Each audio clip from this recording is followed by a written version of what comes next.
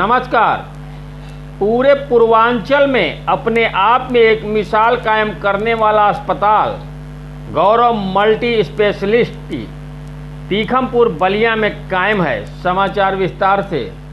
उत्तर प्रदेश बलिया जनपद में पूर्वांचल का एकमात्र भूकंप रोधी अस्पताल गौरव मल्टी स्पेशलिटी तीखमपुर बलिया में स्थापित है।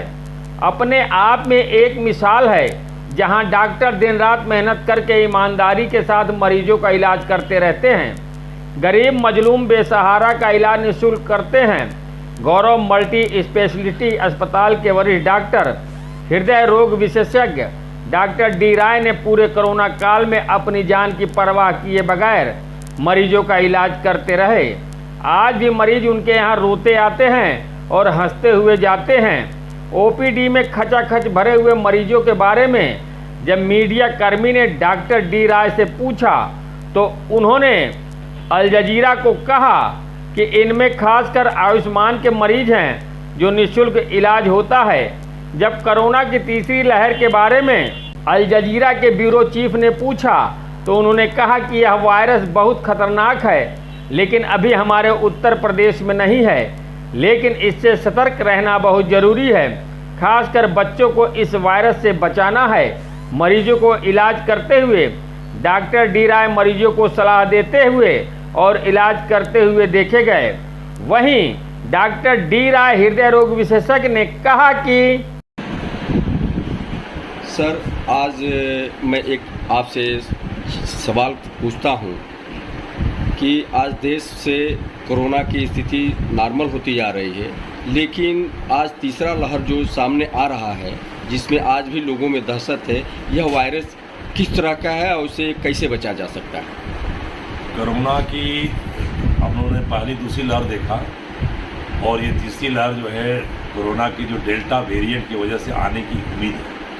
अभी क्लस्टर में इंडिया में जैसे केरला साइड में और महाराष्ट्र साइड में अभी इसके ज़्यादा केसेस हैं।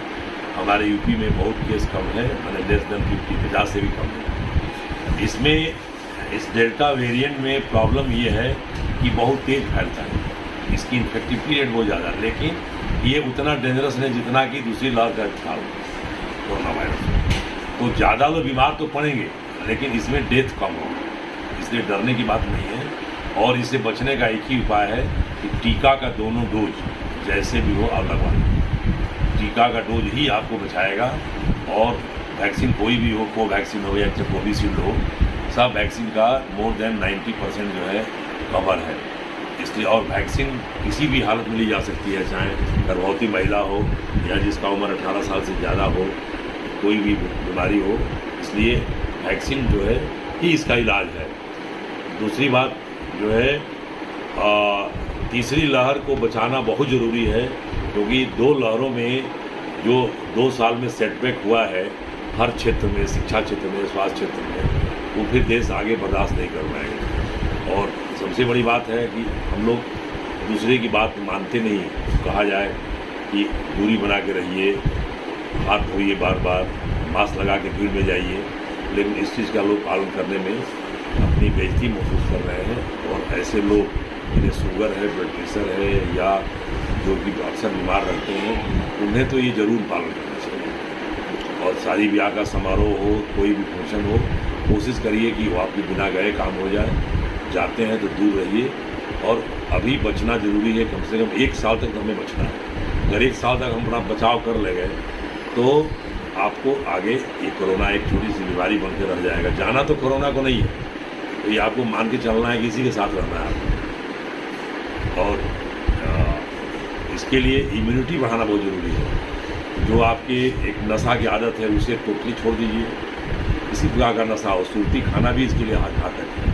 सुबह उठने की आदत अगर आपसे ज़्यादा हावी हो जाएगा तो आपकी दुनिया में कोई दवा नहीं है। लंग्स को अगर मोर देन 50% पकड़ लिया तो उसको मरना ही है, दूसरा उपाय नहीं। इसलिए मेरा सलाह ये है, स्वतंत्रता के 75वां वो मनाने जा रहे हैं 75 ईयर्स। देश इतना 75 साल आज़ादी का हो गया, बहुत कुछ चीज़ों में हम लोग पिछड़े हैं।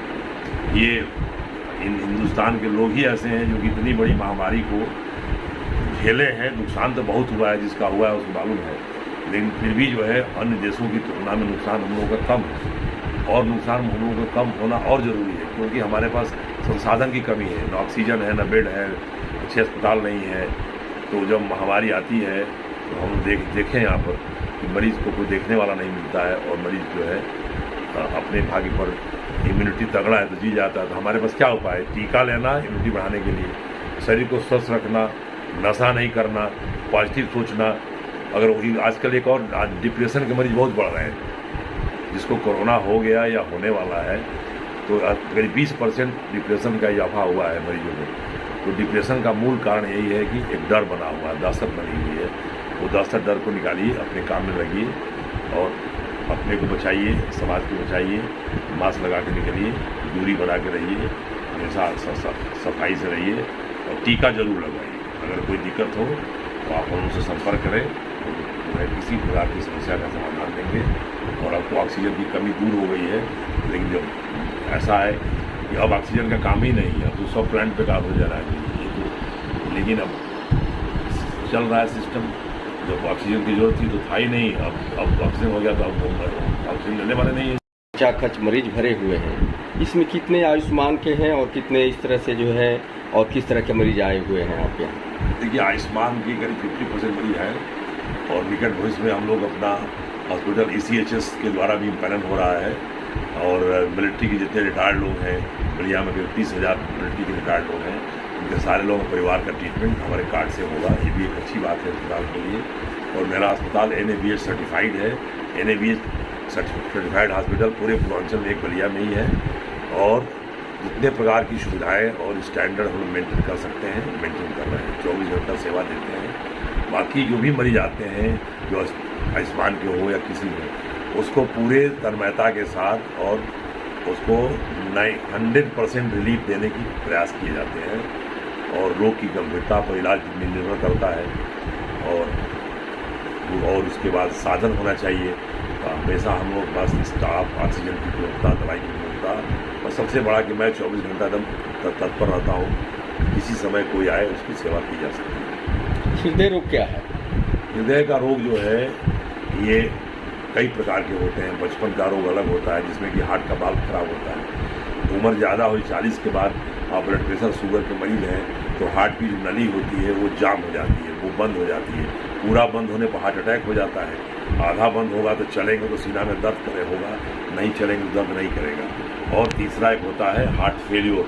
आपका बुढ़ापा जब आएगा तो उस वक्त हार्ट का जो पावर होता है, जिसको इंजेक्शन फ्रैक्शन कहते हैं, जो नॉर्मल 60% से कम नहीं होना चाहिए, वो 20 से 25% हो जाएगा। तो उसका लक्षण ये है कि मरीज चलेगा तो सांस फूलेगा, चितान सोएगा तो सांस फूलेगा, पैर फूल जाएगा उसका, और उसको जो है गर्दन की नस फूल जाएगी। हमेशा बैठ के वो पूरी रात बैठ के वो अपना पार करता है, और ये हार्ट का फेल्योर का बीमारी है। तो इस तरह से 3 प्रकार की बीमारी हुई। बचपन में हार्ट का बाल्व खराब हुआ, जवानी में हार्ट की नली जाम हुई, और बुढ़ापे में हार्ट फेल हो गया। तो ये वहीं महिलाओं को इलाज के लिए झोला छाप डॉक्टरों से बचने के लिए डॉक्टर श्रीमती प्रियंका राय ने कहा। समाचार विस्तार से। उत्तर प्रदेश जनपद बलिया से स्वास्थ्य विभाग में तैनात डॉक्टर प्रियंका राय महिला विशेषज्ञ ने अल जजीरा के मीडिया कर्मी के सवालों का जवाब देते हुए कहा कि आज महिलाओं की विभिन्न प्रकार की कठिनाइयां का सामना कर रही हैं। रोग के बारे में विधिवत जानकारी दी और उसका रोकथाम का उपाय बताया। आज भी लोग, विशेषकर महिलाएं, झोला छाप डॉक्टर से इलाज कराकर अपना रोग बढ़ा लेती हैं। कैंसर का रूप धारण कर लेता है। गर्भावस्था में महिलाओं को पौष्टिक भोजन लेना चाहिए और प्रतिदिन टहलना चाहिए, जिससे जच्चा और बच्चा दोनों स्वस्थ होते हैं। डॉक्टर श्रीमती प्रियंका राय ने कहा कि आज भी कोरोना से सतर्क होकर रहना है, क्योंकि तीसरी लहर भी कोरोना का आने वाला है, जिससे बच्चों को विशेष करके बचाना बहुत जरूरी है। बचाने का भी उन्होंने उपाय बताया और कहा कि यह बच्चों में खास करके यह वायरस प्रवेश करता है और उसके हालात बिगड़ जाते हैं। डॉक्टर राय ने कहा कि विशेषकर महिलाएं झोला छाप डॉक्टरों से दूर रहें और स्वस्थ रहें। जब भी कोई परेशानी हो तो नज़दीक के स्वास्थ्य विभाग केंद्र पर जाएं और इलाज कराएं। उससे अच्छा नहीं होता है तो जिला अस्पताल में अपना चेकअप कराकर इलाज करा सकती हैं। महिलाएं स्वस्थ और सुंदर हो सकती हैं। महिलाओं की डिलीवरी के समय उन्होंने कहा कि समान तरीके से बच्चे पैदा ज़्यादा होते हैं, थोड़ी सी लापरवाही होने पर ऑपरेशन की नौबत आती है। इसलिए जब भी कोई इस तरह की दिक्कत आए तो अस्पताल में जाएं और अपना जच्चा बच्चा स्वस्थ रखें। वहीं डॉक्टर श्रीमती प्रियंका राय ने कहा कि जी डॉक्टर साहब, मैं आपका सबसे पहले परिचय जानना चाहता हूँ। मेरा नाम डॉक्टर प्रियंका राय है। मैं गायनी स्पेशलिस्ट हूँ। डॉक्टर साहब, आज ये देखने को मिल रहा है कि आज महिलाओं में तरह तरह की जो बीमारियां पैदा हो रही है, आखिर कारण क्या है? देखिए, हमारे देश में, भारत में, इंडिया में सबसे ज़्यादा औरतों में सबसे सामान्य कैंसर जो पाया जाता है वो बचदानी के मुंह का कैंसर होता है, सर्वाइकल कैंसर। ठीक है, इसलिए उसके ज़्यादा, और विलेज में पॉपुलेशन ज़्यादा है, तो गांव की औरतें क्या करती हैं, जब उनका मासिक आता है तो ज़्यादातर औरतें कपड़ा इस्तेमाल करती हैं। कपड़ा इस्तेमाल नहीं करना चाहिए क्योंकि कपड़ा साफ़ नहीं होता है, इन्फेक्शन होता है उससे, तो वो स्टेराइल नहीं होता है, तो उससे बचदानी के मुंह में इन्फेक्शन होता है और वो इन्फेक्शन सालों से चलता जाता है, आगे जाते जाते वो एक बार कैंसर का रूप ले लेता है। इसीलिए हमेशा सैनिटरी नैपकिन जो होते हैं, पैड होते हैं, वो इस्तेमाल करना चाहिए। वो पैकेट में आते हैं, स्टेराइल होते हैं, वो साफ़ होते हैं, उसका इस्तेमाल करना चाहिए। और अब तो कितने सस्ते ब्रांड्स भी आ गए हैं, सस्ता वाला, वो सब इस्तेमाल कर सकते हैं। सरकार भी कितने सरकारी जो CHC हैं, PHC हैं, वहाँ पे भी मिलता है, महिला अस्पताल वहाँ मिलता है, वहाँ से ले सकते हैं। इसलिए पैड इस्तेमाल करना चाहिए। इसका प्रसार जो है होता है कि नहीं आप लोगों के द्वारा? होता है, हमारे पास तो खैर हम लोग वो भी करते हैं। तो जो भी मरीज आता है, हम लोग पूछते हैं कि आप क्या इस्तेमाल करते हैं मासिक के दौरान। जो भी ज़्यादातर औरतें जो होती हैं वो कपड़ा ही कहती हैं, तो हम लोग कहते हैं कि ऐसा मत करिए और समय समय पर अपनी जांच कराइए, ताकि टाइम भी पता चल सके कि भाई कैंसर है नहीं है। तो इसका उपचार क्या है? इसका उपचार यही है, इसको बोलते हैं स्क्रीनिंग। एक तो सबसे पहले बोलते precaution is better than care. Precaution यही है कि आप पैड इस्तेमाल करिए, ठीक है ना। और दूसरा ये है कि, और इसका एक कारण और होता है कि हमारे इंडिया में बहुत कम उम्र में लड़कियों की शादी कर दी जाती है ना। 18 साल, जैसे 18 पूरा है, अब तो सरकार नियम बना दी है इसलिए, तो और पहले शादी हो जाती है, 18 में ही शादी कर देती है। एक और कारण होता है कि ज़्यादा बच्चे पैदा होना, है ना। बचदानी के मुंह को होता है, उसको बार बार टॉर्चर होता है, उसको बार बार स्ट्रेस होता है, इसीलिए वो भी एक कारण है कैंसर होने का। ठीक है, तो नियमित बच्चे करें, लड़का लड़की में फ़र्क ना करें, ठीक है, सबसे ज़रूरी यही बात है।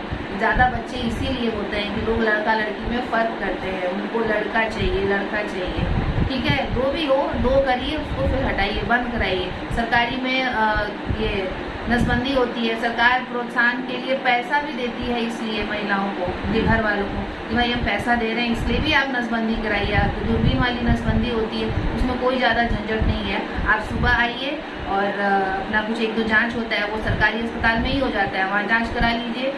सर्जन लोग नसबंदी करने के बाद शाम तक छोड़ भी देते हैं, को पैसा मिलता है, उनके अकाउंट में पैसा आता है। आप प्रसव भी कराने जाते हैं, डिलीवरी होता है, नॉर्मल डिलीवरी, उसका पैसा भी मिलता है मरीजों को, है ना। यहाँ तक कि आप ये सुई जो लेते हैं, गर्भ निरोधक जो सुई होते हैं या कॉपर टी होता है, ये सब लगवाएंगे तो उसका पैसा भी मिलता है मरीज को। हाँ, ये सब का अवेयरनेस बहुत कम है। मरीजों में बहुत गलत धारणा है कि कॉपर टी लगाने से कैंसर हो जाता है, ऐसा कुछ नहीं होता है।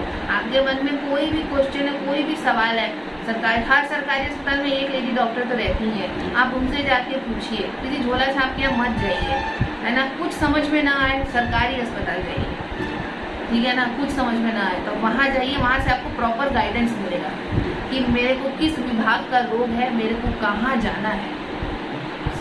ये लोगों में जो है कमियां हैं, जो न जानते हुए फंस जाते हैं झोला छाप डॉक्टरों के यहाँ, जिससे तरह तरह के रोगों से जो है ग्रसित हो जाते हैं। एक चीज़ और है, अंत में आपसे मैं जानना चाहूँगा कि आज महिलाएं जो गर्भवती होती हैं, उनके प्रसव के वक्त जो है ज़्यादा जो है सीजर से किया जाता है और सामान्य से कम, ऐसा क्यों? नहीं, आप अभी भी जाइए, जो सरकारी अस्पताल है वहाँ जाइए, नॉर्मल डिलीवरी का रेट है, चल रहा है। सिजेरियन करिए, सिजेरियन करने का हमेशा एक कारण होता है, ठीक है ना।